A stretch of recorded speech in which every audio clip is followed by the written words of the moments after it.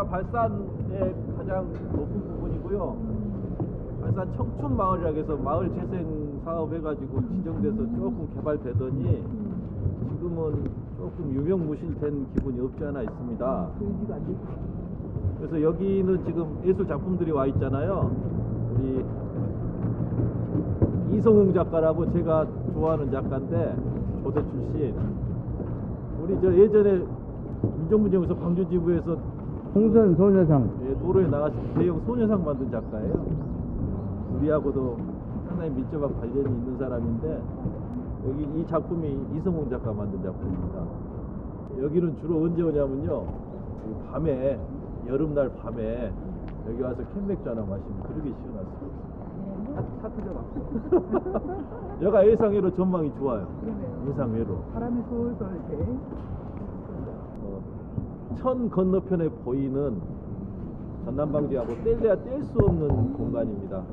그래서 모든 서울 구로공단도 그렇고요, 가리봉동이라든가 봉천동, 이 공단에는 꼭 산동네들이 있어요. 되게 공단하고 관련된 사람들이 사는 주거시설들이죠. 근데 산으로 올라갈수록 집세가 싸다는 건 아시죠? 네. 달이 가까워질수록 집세는 싸집니다. 그래서 그만큼 좀 어떤 애환이 많은데, 특히 일제강점기 때 있었던 전남방직보다는 한국전쟁 이후에 1960년대 전남방직과 일신방직이 분리되던, 정상적으로 공장 운영이 가동되던 그때부터 사시던 분들이 지금 많이 기억을 갖고 계세요.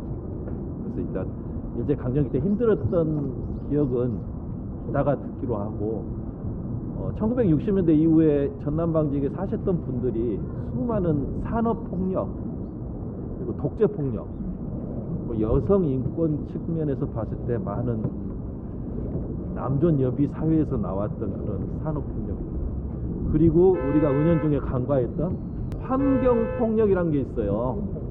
환경폭력에 시달렸습니다. 상당히 좋지 않은 근로조건 속에서 살았고, 우리 일제강점기가 시작되면서 나라를 뺏겼잖아요. 그러니까 자원이 수탈당하고, 우리나라 자본이 수탈당하고, 나중에는 강제징용, 강제징집, 공출 이런 걸로 사람들까지 다 잡아가요, 마구잡이. 일제강점기 말년에도 그랬고, 그 당시에 전남방직에 있었던 아주 비인간적인, 비인륜적인 일들이 너무나 많았습니다. 특히 강제로 끌려온 우리 나이 어린 소녀들, 일제강점기 만렵되면서 특히 1944년도, 1945년도 되면서는 더 크게 달했거든요. 그 당시에 정말 잔인하다고 표현할 수밖에 없었던 그 참상, 어린 여공들이 당했던 그 참상, 그거 몇 가지 사례만 좀 우리 이국은 대표님한테 한번 들어봤으면 해요. 그 당시에 말로 표현 못할 그런 벌을 받는다든가, 아니면 어떤 피해 사례가 많이 있었잖아요.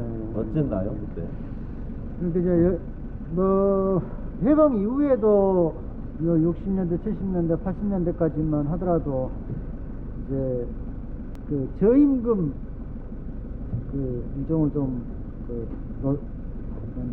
노동 착취나 또 여성 인권이 제대로 이제 보장되지 않는 것들이 좀 있었었죠. 그랬는데 그때까지도 그랬는데, 이제 일제시대라고 하면 이제 더 했겠죠.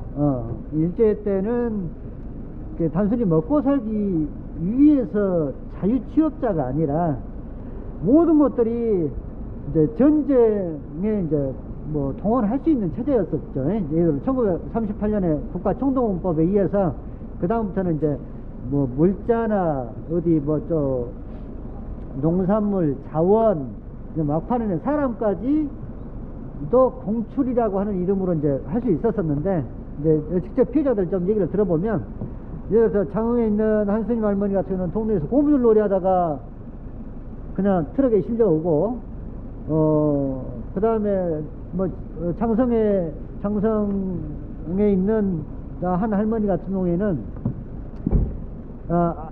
동네 사람들 저수지에 다 끌고 와가지고 한겨울 얼음 깨고 동네 사람들 저수지에 쉽게 말해서 저 목 뒷덜미 잡고 물에다가 빠뜨리면서 집에 숨겨놓은 거 있느냐 없느냐 하는데 아버지가 순서가 돌아오자 아버지 대신 내가 나갈라요 하면서 대신 공추러 왔던 곳이 말하자면 이제 이 장소 이런 것처럼 그냥 그 어떤 임금을 받는다라는 것이 아니라 그야말로 공출 개념으로 뭐 여기를 이제 동원을 했는데 이제 그럴 수 있었던 조건 중에 하나는 예를 들어서 일제 말기 때는 일본이 여러 가지 그 전황들이 불리하게 돌아가잖아요. 예? 그러니까 막판이었던 거예요.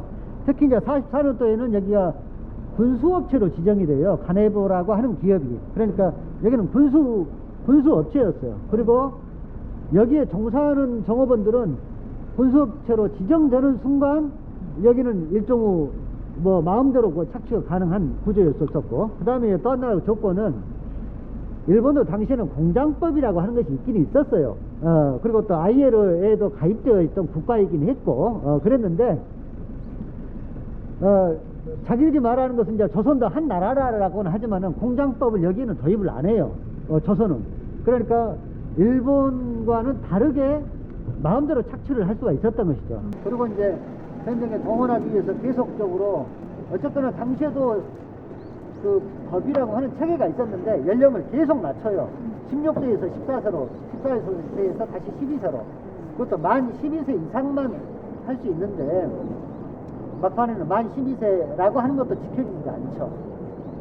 그리고 이제 또 하나는 24시간 막교대를 처음으로 적용했던 사업장입니다.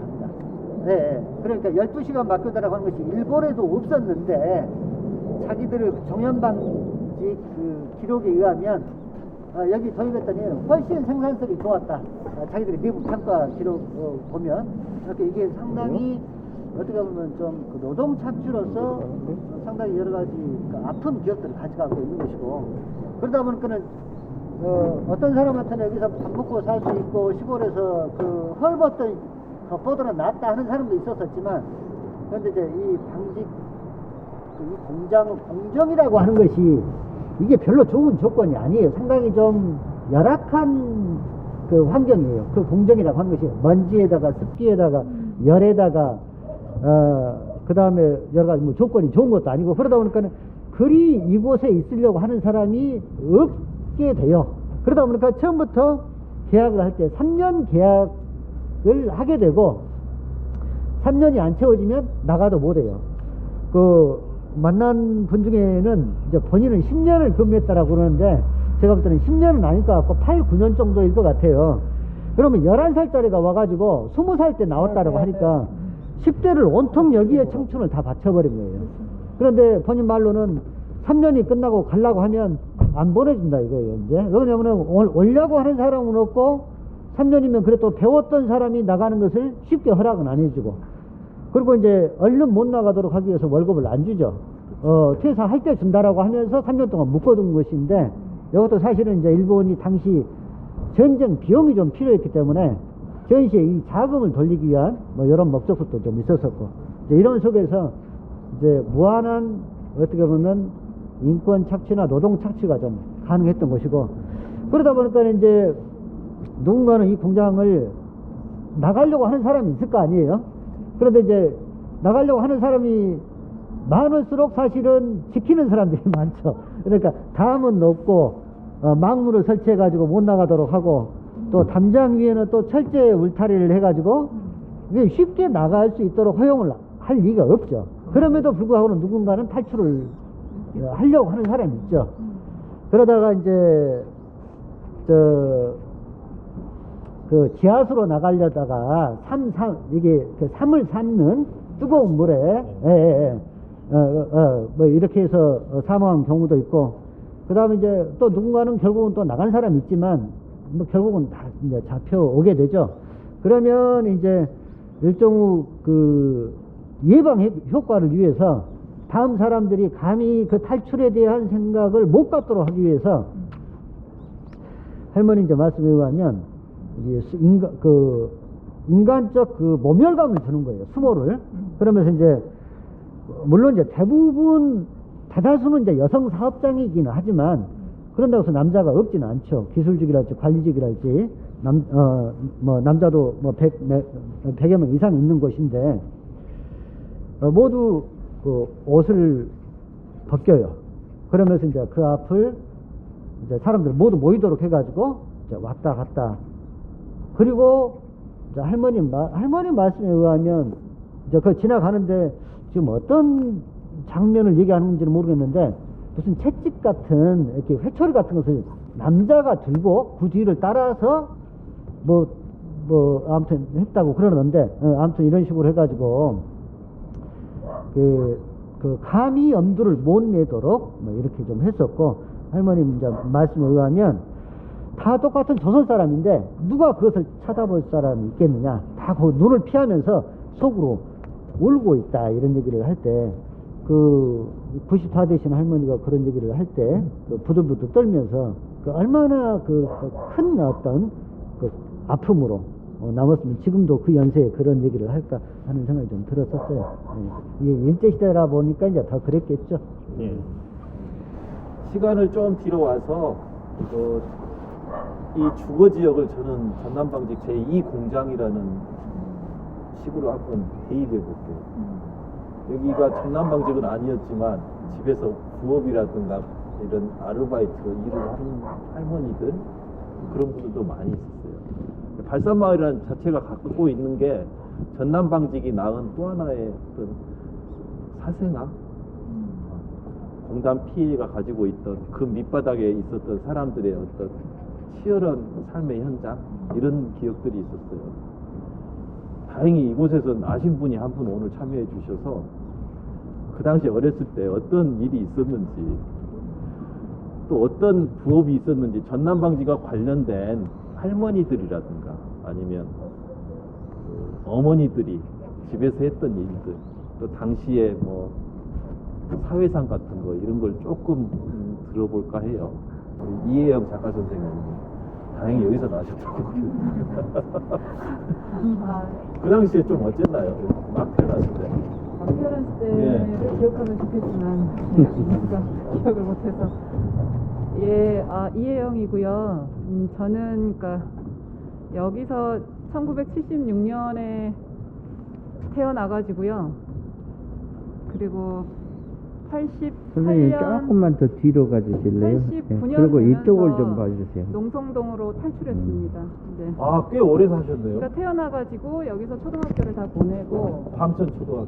네네네. 예. 그래서 이제 농성동으로 이사 갈 때 제 심정이 마치 이 구조물 같은 데서 드디어 내가 발산을 탈출하는구나라는 그런 식으로 해서 빠져나갔습니다. 근데 예. 어릴 때 그냥 살았기 때문에 제가 구조적으로 파악할 줄은 모르고요. 그렇지만 이제 크고 나서 이제 뭐 대학 시절 되면서부터 제 고향을 재해석하기 시작했어요, 나름대로. 예. 어릴 때 그렇게 구질구질했는데 발산 산다는 말을 어디 가서 숨기고 싶고 그랬는데, 이제 커서 곱씹다 보니까 너무 이제 인간군상과 다양하게서 그거에 대해서 혼자 조각글을 써보기도 하고 그랬었는데, 그래서 이후에는 이제 발산을 그런 하나의, 제가 여기 살았다는 것이 한 시대를 좀 생생하게 목격했다는 거, 뭐 목격뿐 아니라 저도 이 속에 있었으니까. 예. 그래서 이제 좀 자랑스럽달까요? 그 자양분으로. 그러다 보니까 한 2년 전에 그 한국민중항쟁 답사기 책을 쓰면서 거기 이제 저자 프로필에다가는 당당하게 또 발산마을에서 나고 자람이라고 또 표기를 했습니다. 잘하셨어요. 제 나름으로서는 이제 발산을 기억한 사람들은 이걸 딱 보면 발산이구나, 그랬으면 알아줬으면 좋겠고, 또 책 속에도 5.18 부분을 이야기하면서 이제 5.18 이후에 여기에 살았던 주민들 이야기도 하면서 제 마을 이야기가 좀 나오거든요. 네. 그런 점이 있었는데, 어릴 때 보면 우리가 여기 계시니까 보면 이게 우리가 여기 올라올 때 작은 길이 있었잖아요. 도로. 거기를 경계로 해서 이쪽 블럭이 있고, 여기를 A라고 할게요. 저 길 건너에 휴먼시아가 있는 자리가 B블럭. 휴먼시아에서 이쪽으로 좀 더 올라온 언덕, C블럭이었어요. 그렇게 크게 나뉘는데 A, B, C인데 이 A는 그래도 양반이었고요. 네. 아, 여가 그게 잘 괜찮았어요. 사는, 예. 여기는 왜냐면 집들이 여기가요? 반듯반듯하거든요. 집이랑 길이. 그리고 광천초등학교 가는 길이었기 때문에 저는 이제 이쪽에 친구들이 다 여기 살았고 늘 여기서 놀았기 때문에 이제 하긴 하지만 저한테 제일 익숙한 데는 길 건너에 휴먼시아 있는 자리 B. 거기가 아주 이제 더 열악했던 데고 제가 거기서 태어났고 그 다음에 거기서 태어나 살았는데 갈수록 집이 가세가 더 기울었어요. 그래서 밀리고 밀려서 C블록으로 올라갔어요. 그러다 보니까 저는 발산에서도 제일 이제 발산에서 여기가 제일 나았고 제일 안 좋은 데서 태어나서 살았던 것이죠. 그 당시에 근데 이제 보면은 랜드마크라고 해야 될까요? 그게 보자면 학교가 있으니까 광천 국민학교를 가다 보면 전방, 일방, 일신방직. 저희 엄마도 일신방직에 다니셨고 그 다음에 길 건너 저 서림교회. 서림교회에서 이제 맛있는 거 주니까 자주 나갔고요. 그 옆에 지금은 이런 고급 아파트들이 많지만 그 당시에 이제 지어진 지 얼마 안 돼요. 평화맨션이 가장 이제 그 부의 상징이었고요. 광천초등학교 뒤편에 삼익맨션이 또 그 부의 상징이었고 저 같은 사람 감히 가면은 이제 향수 부곡민이 탈출해서 어디 간 것 같아서 감히 가기 어려웠던 것이고 가다가 여기 성락교회라고 있었는데 지금 번성교회로 바뀌었고 서림교회가 더 맛있는 거 많이 줘서 저는 그쪽으로 갔고 그 다음에 이 발산 뒤에 그 언덕이 있었고요. 그 건너편에 지금 발산 근린공원으로 되어 있는 양동 뒷산이라고 불렀는데 이제 거기가 좀 더 산책하러 그러니까 많이 갔던 곳이고요. 그래서 마을에 살았던 분들을 보면 진짜 뭐랄까요? 그 직업을 특정하기 어려운 분들이 되게 많았어요. 그러니까 완전히 떠밀려온 분들이라 뭐 날품팔이 지금은 새신사라고 부르는 때밀이 뭐 온갖 이름을 그러니까 뭐 하시는 분인지 알기 어려운 분들이 많았고 젊은 여자분들 중에는 이제 길 건너 제가 있을 땐 철거돼서 몰랐지만 뭐 뽕뽕다리 건너서 아무튼 뭐 이 방직 다니는 여자분들 아주 많았고 그리고 뭐 엄마들이 부업 같은 걸 이제 그러니까 뭐든 해서 살아야 했고요. 그래서 이제 내가 생각해봤어요. 어떤 직업들이 있었을까 봤는데 정말로 이게 진짜 닥친 대로 먹고 살기 때문에 직업이라 하기도 어려운 분들이 되게 많았고 이 마을 사람들의 최고의 희망은 빨리 여기를 벗어나는 것. 그렇기 때문에 뜨내기들이 아주 많았기 때문에 저처럼 길게 오래 산 사람은 없었지요 거의. 그래서 이제 2007년인가 여기 이쪽이 휴먼시아로 이렇게 개발되면서 철거 이제 예정이 돼 있었을 때 한번 왔었어요. 기록을 하러 왔더니 이제 거기 분들이 내가 여기 사진 기록하러 왔다고 하니까 뭐 오래된 미용 뭐 정성 이용원 뭐 이런 데들 다 기록하러 왔어요. 그랬더니 도대체 여기를 고향이라고 생각하고 찾아오는 사람이 있다는 데에 대해서 되게 감격하시더라고요. 그러한 이 집을 생각하는 이 마을을 생각하는 사람들의 마음 심리가 그러했었고 감히 고향이라고 얘기를 하지 않았죠. 그래서 뭐 어르신들이 보면 아까 얘기했지만 요 언덕자리가 무슨 뭐 이렇게 오동나무 숲이 있었어요.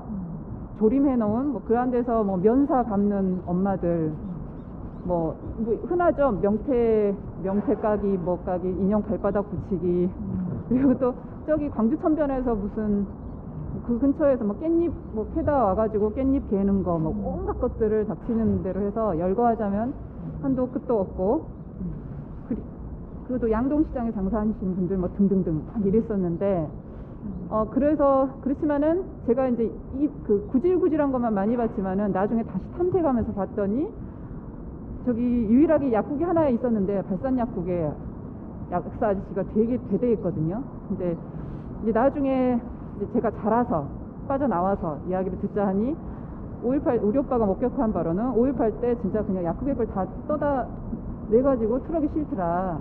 이런 걸 보면서 제가 그 말을 듣고 이제 바뀌기 시작했죠. 아, 내가 어릴 때 봤던 그 구질구질한 이웃들의 모습이 그게 아닐 수 있었겠구나. 그래 막 이러면서 탐색이 시작됐는데 그래서 주변 사람들한테 이제 커서 이제 물어보기 시작했어요. 그런데 발산을 거쳐간 분들이 꽤 많더라고요. 그러니까 예를 들어 뭐 한평에서 가족이 이주해 왔는데 먼저 여기에 기차 정착해서 좀 추스린 다음에 다른 동네로 이사를 가요. 이런 분들 그리고 또 지금은 의사인데 그 당시에는 이쪽으로 의료봉사를 왔던 의대생들 그리고 여기서 자취를 제일 싸니까 여기서 자취를 하는데 하면서 그렇죠 이런 식으로 제 지인들 중에서 발산에서 싸니까 대부분 다 자취도 하시고 그러면서 지금하고 다른 느낌이 그 당시에는 이 어떤 가족적인 공동체 이게 컸기 때문에 그 당시 저는 옆에서 계셨으면 옆에서 저는 이제 코 흘리면서 땅에다가 그림 그리고 놀았겠죠. 이런 사람들 따뜻하게 보셨더라고요. 그래서 그 생각에 이길 건너에 이제 들불리학이 있었죠. 길 건너 광천동에. 그 들불리학 사람들도 요런 이렇게 내가 코 흘리고 막 이런 걸 보고 어떤 하지 않았을까. 맞아요. 그래서 친구가 여기가 상처가 있어요, 가슴에. 저랑 80 근데 봤더니 본인은 모르니까 6.25 때 총 맞았다고 했거든요. 근데 어른들이 안 친구가요? 가르쳐 주니까. 그러니까 놀면서 이렇게 가슴팍을 딱 해치면 여기가 크게 뭐가 있어요. 꿰매고 상처가. 얘는 자랑을 해요. 여봐라 하면서 나 총 맞았다 그러면 우리가 보고 언제 하면 머릿수가 6.25 때 이렇게 얘기를 해요. 어르신들은 5.18을 안 가르쳐 줬기 때문에 나중에 이제 커서 이제 보니까 얘가 5.18 때 총을 맞았고 이제 여기가 가깝잖아요. 예. 분남로하고 너무 가깝기 때문에 아주 근거리에 이제 그렇기 때문에 이 친구 아버지가 얘를 데리고 시내에 나갔다가 아버지는 죽고 얘는 총 맞아 살고 그래가지고 이제 그걸 이제 알게 된 거죠. 커서 알게 됐는데 그랬는데 87년인가에 뭐 그리고 그 할머니가 이제 홀로 이 소녀를 키우는데 완전 동네 소문난 욕쟁이였거든요. 진짜 보이면은 막 욕을 막 그런데 알고 봤더니 이 할머니가 아들을 잃어서 화병에 그런 거였죠. 굉장히 괄괄했고요. 근데 어느 날 지금은 양삼동 행정복지센터 자리인데 거기가 전방이었어요. 근데 거기에서 갑자기 할머니가 나오는데 어떤 예쁜 아나운서가 옆에 이렇게 부축을 하면서 나오고 할머니가 갑자기 그렇게 힘센 할머니가 갑자기 절뚝절뚝 하면서 나오는 거예요. 힘에 겨워가지고 봤더니 이제 방송 ENG 카메라가 딱 따라붙고 그래서 그때 처음으로 방송 이렇게 연출이 되는구나를 알았는데 그때 무슨 MBC의 뭐 어머니의 노래인가 뭔가 하는 다큐를 찍었대요. 예, 유명한 다큐죠. 거기에 등장하시나 봐요. 예. 그래서 그걸 찍으니까 이제 아들을 잃은 그러면서 갑자기 이제 시름시름하는 이런 여인으로 딱 나오고 이제 이런 경우들이 있었고 그런 거를 겪고 흘러가서 나중에 커가지고 제가 말씀드렸듯이 발산의 의미가 그런 제 개인사 쪽으로는 많은 인간구상을 관찰했고 어쩌면은 그런 들불열사 같은 사람들한테 가난을 그러한 보여주는 그래서 따뜻한 마음을 갖게 해주는 뭐 이런 게 아니었을까 굉장히 고맙게 생각을 했고요. 근데 커서 이제 두 가지를 봤는데 하나는 이 동네가 감히 어딘가에 나올 수 있을까 어딘가에 등장할 이렇게 구질구질하고 후미진 데가 그런데 제가 자료를 찾다 보니까 1990년에 나온 부활의 노래라는 영화가 있어요. 그게 5.18 때의 그 들불 윤상원과 뭐 박관현 열사 그 들불의 이야기를 독립영화 같은데 상업영화로 만든 거더라고요. 그래서 그때 당시 신인 배우였던 이경영이 윤상원 열사로 나와요. 근데 거기서 처음 등장과 마지막 씬을 여기 발산이 장식을 하거든요. 그거는 이제 실제 거기 살았던 저만 알 수 있는 거예요. 바로 보자마자 저기 언덕인데 그 윤상원이 그 언덕에 기다리고 있고 박관현 역할이 이렇게 딱 걸어 올라와요. 그러면서 이야기를 하고 고뇌를 하는 거죠. 운동에 대한. 그리고 마지막에 또 모든 것이 끝나고 나서 또 홀로 올라와요. 박관현인가가 올라와요. 그거를 이 언덕에서 찍었어요. 왜 이 언덕에서 찍었을까 싶었는데 아마 마을의 상징성이 있었던 것 같아요. 오늘 역사라는 굴레를 좀 떠나서 이게 다 사람들 꿈인 것 같아요. 꿈. 그 시대 상황에 각자의 꿈인 것 같아요. 이쪽 출신의 금메달리스트 아세요? 양학선? 양학선. 그러니까 사는 곳은 열악하고 누추하더라도 항상 꿈이 있으면 뭐가 되고 그래요. 사람 사는 곳이 다 그렇습니다. 있고 없고가 중요한 게 아니에요.